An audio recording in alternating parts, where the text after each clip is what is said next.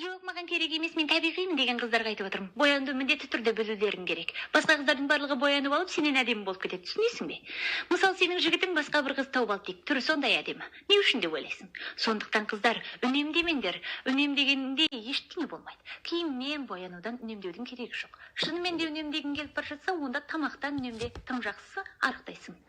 Бетке әрқашанда қарау керек. Ішкі сұлулық ол ішкі сұлулық. Ешқашан кем болса болмайды. Бірақ қазіргі заманның барлығы бетке қарайтын заман болғандықтан ол да кем болса болмайды.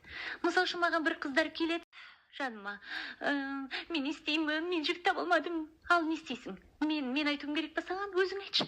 Быт-шыт болып тұрсаң, қайдағы жігіт қарайды саған? Сондықтан мен сендерге айтайын, ішкі сұлулықты түсіндіру үшін алдымен жігіттерді сыртыңмен қаратып алуың керек. Содан кейін асықпай ішін көрсетесің. Сыртыңа қарағысы